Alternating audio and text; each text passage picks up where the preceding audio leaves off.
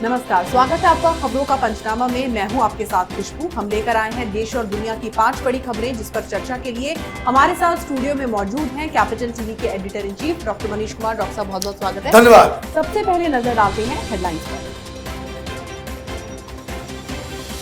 बंगाल के प्रधान सचिव के ट्रांसफर पर घमासान, बौखलाई ममता ने केंद्र पर लगाया बदले की कार्रवाई का आरोप, सीनियर आईएएस दिल्ली तलब। टूट की कगार पर पहुंची कांग्रेस, पंजाब में सीएम अमरिंदर और सिद्धू की जंग से हालात बिगड़े, पार्टी बचाने में जुटी सोनिया गांधी। दिल्ली में कोरोना पर आईआईटी की चौंकाने वाली रिपोर्ट, तीसरी लहर में हर दिन आ सकते हैं 45,000 केस, रखनी होगी तगड़ी तैयारी। कांग्रेस गैंग ने फिर किया देश का अपमान, कमलनाथ बोले मेरा भारत महान नहीं बदनाम है, अमेरिका ने मोदी सरकार का एहसान माना। और पाकिस्तान में इमरान की नई शिक्षा नीति पर बवाल, 5वीं क्लास तक कुरान को किया कंपल्सरी, प्रोग्रेसिव सोसाइटी ने कहा दकियानूसी है सोच।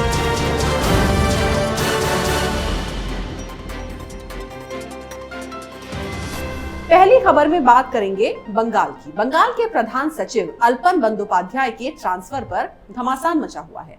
केंद्र सरकार ने एक ऑर्डर जारी करते हुए बंदोपाध्याय को तत्काल प्रभाव से दिल्ली रिपोर्ट करने को कहा है। दूसरी तरफ मोदी सरकार से खार खाए बैठी ममता बनर्जी अब इस ट्रांसफर पर भड़क गई हैं। ममता इसे केंद्र सरकार पर बदले की कार्रवाई बता रही हैं। डॉक्टर साहब, सीनियर आईएएस ऑफिसर का अगर तबादला हुआ है तो इसमें भड़कने वाली क्या बात है? वो भड़क इसलिए रही हैं क्योंकि ये जो बंदोपाध्याय साहब हैं बहुत ही चहेते अधिकारी हैं, चीफ सेक्रेटरी हैं। कुछ दिन पहले तक ममता बनर्जी ने केंद्र सरकार से ये अपील की थी कि इन्हें 6 महीने का एक्सटेंशन दिया जाए। 31 तारीख को रिटायर हो रहे थे, मोदी सरकार ने एक्सटेंड कर दिया। क्योंकि ये होता है कि भाई अगर आपके चहेते अधिकारी हैं, चीफ मिनिस्टर अगर कुछ कह रहा है कि भाई आप इसके साथ हम कंटिन्यू करना चाहते हैं, उसके लिए दलीलें देती है तो उसको आप कर देते हो। लेकिन जो रवैया बंदोपाध्याय साहब का रहा ये यास तूफान के रिव्यू मीटिंग के दौरान, वो अक्षम्य है। इनको तो ट्रांसफर दिल्ली करने के बजाय इनके खिलाफ तो सस्पेंशन ऑर्डर निकालना चाहिए था। जिस हिसाब से ब्यूरोक्रेसी आजकल पॉलिटिकल पावर, सरकार, नेता के गुलाम की तरह काम कर रहे हैं, ये हिंदुस्तान की डेमोक्रेसी के लिए बहुत ही ज़्यादा खतरनाक है। ममता बनर्जी प्रधानमंत्री की मीटिंग को वो पास कर सकती हैं, वो नहीं जा सकती हैं, उन पर राजनीति कर सकती हैं, वो उनका अधिकार है। लेकिन ब्यूरोक्रेट्स को ये अधिकार नहीं दिया जा सकता है कि आप प्रोटोकॉल तोड़ें।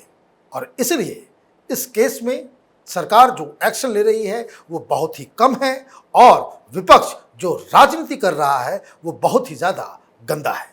जी, अगली खबर टूट की कगार पर खड़ी कांग्रेस की। पंजाब कांग्रेस में भयानक घमासान चल रहा है। सीएम अमरिंदर और नवजोत सिद्धू के बीच पैदा हुई खटास ने सरकार के साथ साथ पार्टी के लिए भी संकट पैदा कर दिया है। सोनिया गांधी समेत कांग्रेस के तमाम दिग्गज नेता सरकार बचाने की जद्दोजहद में जुटे हुए हैं। इस गतिरोध को खत्म करने के लिए पार्टी ने 3 नेताओं की एक कमेटी भी बना दी है। लेकिन सूत्रों की माने तो अमरिंदर और सिद्धू अपनी अपनी जिद पर अड़े हुए हैं। डॉक्टर साहब, ऐसे में अब कांग्रेस का क्या होगा?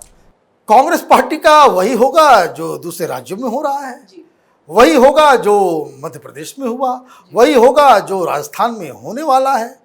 दरअसल राहुल गांधी अपने इस पार्टी को सही ढंग से नेतृत्व देने में विफल रहे हैं। जब हेडलेस, ड्राइवरलेस, पायलटलेस गाड़ियां चलती हैं तो एक्सीडेंट ही करती हैं। पंजाब में जो हो रहा है वो कैप्टन अमरिंदर सिंह वहाँ के एक पॉपुलर लीडर हैं। अब तक कांग्रेस पार्टी को चुनाव जितवाने में उनका बहुत अहम रोल रहा है। लेकिन राहुल गांधी को वो पसंद नहीं है, वो सोनिया गांधी को पसंद नहीं है। और सोनिया गांधी और राहुल गांधी ने सिद्धू को वहाँ बिठाई रखा है कि वो अपनी सरकार में वो प्रॉब्लम क्रिएट करता रहे। अब जैसे पिछले कुछ दिनों की बात है कि सिद्धू साहब अपने घर के बाहर काला झंडा लगाते हुए दिखे।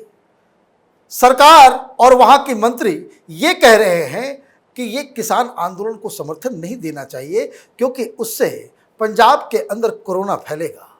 जो लोग उस जगह जाएंगे, दिल्ली बॉर्डर से वापस लौटेंगे, जिन गांव में जाएंगे, वहां अब तक के रिसर्च के मुताबिक 1600% स्पाइक देखी गई है।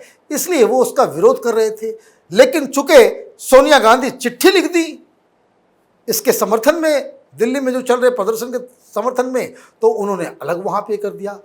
कई सारे मुद्दे हैं और इसमें साफ साफ नजर आ रहा है कि कैप्टन अमरिंदर, उन्होंने केंद्रीय नेतृत्व को ये साफ साफ कह दिया है कि ये जो न्यूसेंस है हमारे बीच सिद्धू, उसको आप लगाम लगाएं, अदरवाइज पंजाब के अंदर कांग्रेस पार्टी टूट भी सकती है। जी, अब खबर दिल्ली में कोरोना पर एक बड़े अलर्ट की। दूसरी लहर में मामले बेशक कम हो गए हैं, लेकिन कोरोना पर आईआईटी दिल्ली की एक रिपोर्ट ने सबको चौंका दिया है। इस रिपोर्ट के मुताबिक दिल्ली में कोरोना की तीसरी लहर काफी भयावह होगी।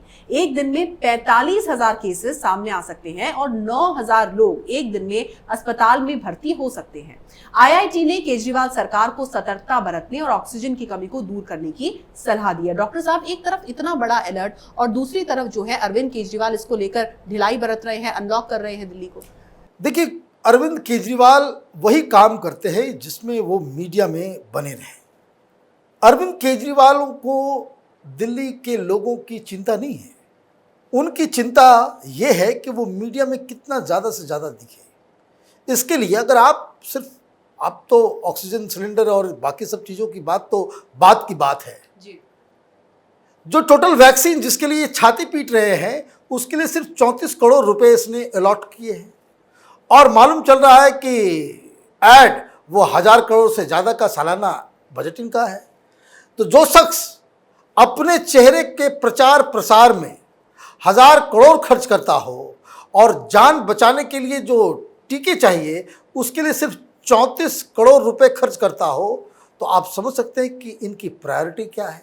अब ये तो अच्छा हुआ कि ये पहले ही आईआईटी दिल्ली के रिसर्च ने बता दिया कि भाई थर्ड वेव दिल्ली में बहुत ही खतरनाक होने वाला है, लोग सचेत हो जाएंगे। लेकिन देखना ये है कि इस रिपोर्ट के आने के बाद केजरीवाल क्या व्यवस्था करते हैं, क्योंकि इन्होंने तो पिछले महीने ये कहा था कि जब ऑक्सीजन सिलेंडर की कमी हुई थी और ये खबर आई थी कि पीएम केयर्स की तरफ से कई सारे ऑक्सीजन प्लांट्स को लगाने के लिए अनुमति मिल गई थी, पैसा भी आ गया था, लेकिन ये जगह ही अलॉट नहीं कर पाए।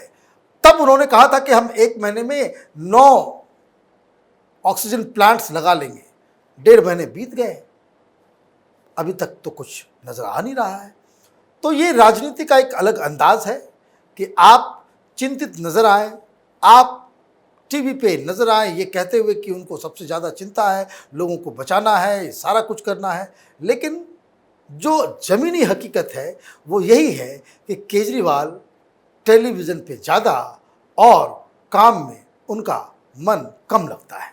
अब बात एक ऐसी खबर की जो कांग्रेस गैंग को एक बार फिर से बेनकाब कर देगी। जी हां, भारत के विदेश मंत्री इन दिनों अमेरिका के दौरे पर हैं। इस दौरान उनकी मुलाकात वहां के विदेश मंत्री से हुई तो उन्होंने जयशंकर का आभार जताते हुए कहा कि कोरोना काल में भारत ने अमेरिका की जितनी मदद की है वो कभी भूल नहीं सकते। दूसरी तरफ इससे ठीक उलट भारत में कांग्रेस के वरिष्ठ नेता कमलनाथ ने एक बार फिर देश को बदनाम करने वाला बयान दिया है और उसी अमेरिका की झूठी मिसाल देते हुए कहा कि मेरा भारत महान नहीं बदनाम है। डॉक्टर साहब, कांग्रेस की सोच का क्या इलाज है?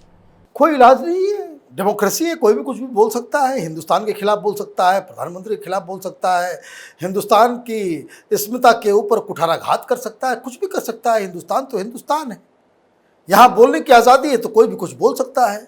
लेकिन आज एक और खबर ये आई कि पाकिस्तान के अंदर वहाँ मीडिया में, वहाँ सारे चीज़ में जो है वो इंडियन वेरिएंट के बारे में बता रहे हैं। मैंने इंडियन कोरोना आगे से कहते हैं, मतलब वुहान कोरोना, चाइनीज़ कोरोना। तो पाकिस्तान में इस तरह से चल पड़ा है। और क्यों चल पड़ा है? वो लोग राहुल गांधी के ट्वीट को जो है वो बाकायदा उसको एग्जाम्पल देते हुए बता रहे हैं कि भाई वहाँ पे इंडियन वेरिएंट। पूरी दुनिया में इंडियन वेरिएंट के ऊपर जो एक तथाकथित तरीके से रोक लगा दी गई।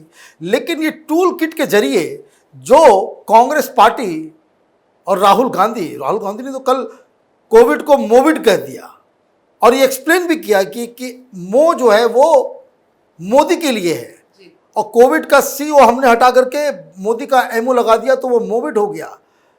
Indian variant reaches Switzerland. तो ये इस तरह के ट्वीट्स अगर राहुल गांधी करते हैं और पाकिस्तान के अंदर में और हिंदुस्तान के जो दुश्मन देश मुल्क हैं वहाँ पे इस इंडियन वेरिएंट को लेकर के हिंदुस्तान को बदनाम किया जाता है, तो इसका सेहरा, इसका सारा क्रेडिट ये तो कांग्रेस पार्टी और विपक्ष को ही जाना चाहिए और उनको ही जाएगा। आखिरी खबर इमरान खान के डूबते नए पाकिस्तान की। इमरान खान अब पाकिस्तान के लिए नई शिक्षा प्रणाली ला रहे हैं, जिसके तहत 1ली से 5वीं तक के छात्रों को स्कूल में कुरान, नमाज और हदीस पढ़ना कंपलसरी होगा। इमरान खान के इस फैसले का प्रोग्रेसिव सोसाइटी ने कड़ा विरोध किया है। उनका कहना है कि इमरान धार्मिक कट्टरता को बढ़ावा देकर पाकिस्तान को आतंक की राह पर ढकेलना चाहते हैं। डॉक्टर साहब, इमरान ने तो नए पाकिस्तान की नई सूरत कर दी है।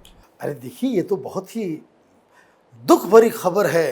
हिंदुस्तान के टुकड़े टुकड़े गैंग और लुटियन मीडिया, ये जो लेफ्ट लिबरल कबाल है इस देश के अंदर में, जब वो प्रधानमंत्री चुने गए थे तो ऐसा दिल्ली के अंदर में वो लुटियन में ऐसा सेलिब्रेशन हो रहा था कि उनके घर का कोई आदमी पाकिस्तान का प्रधानमंत्री बन गया है। इतना प्रोग्रेसिव, कितना अच्छा अंग्रेजी बोलता है, इतना स्मार्ट है, ये है वो है, 10 तरह की चीज़ें। जब वो प्रधानमंत्री नहीं बना था तो किस तरह से ये लुटियन मीडिया के अंदर वो छाया हुआ रहता था, फ्रंट पेज की स्टोरी छपती थी।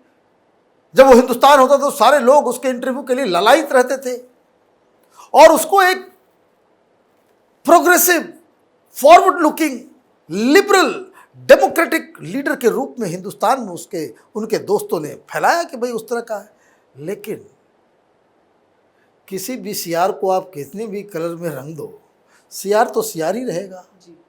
रंगा सियार का जो है वो रंग सामने आ गया कि वो तो नवाज शरीफ, जरदारी, इन लोगों से भी ज़्यादा कट्टर है। ये ज़्यादा खतरनाक है कि जो पर्सनल लाइफ में अपने इस्लाम के रास्ते पे चलता नहीं, लेकिन अपनी राजनीति साधने के लिए वो इस्लाम का सहारा ले रहा है। और क्यों ले रहा है? वो इसलिए ले रहा है, ये डिसीजन पाकिस्तान की समाज का आईना है। किसी भी डेमोक्रेटिक मुल्क में अगर कोई चुनी हुई सरकार होती है तो वो हमेशा इस बात का ध्यान रखती है कि वहाँ की जो मेजॉरिटी है वो चाहती क्या है। मेजॉरिटी के खिलाफ, जो वहाँ पे जो जनमत है उसके खिलाफ कोई भी पॉलिटिकल पार्टी जो डेमोक्रेसी के अंदर में ऑपरेट करती है वो जनमत के खिलाफ एक्शन नहीं लेती, और ये एक्शन ले रहे हैं तो इसका मतलब बिल्कुल ही साफ है कि पाकिस्तान की पूरी सोसाइटी ही कट्टरपंथ की आग में जो है वो जल रहा है। जी डॉक्टर साहब, बहुत बहुत शुक्रिया इस तमाम जानकारी के लिए। धन्यवाद। तो खबरों का पंचनामा में आज के लिए बस इतना ही। देश विदेश की बाकी खबरों और उनके सटीक एनालिसिस के लिए देखते रहिए कैपिटल टीवी। हमें लाइक करें, शेयर करें और कैपिटल टीवी को सब्सक्राइब करें। नमस्कार।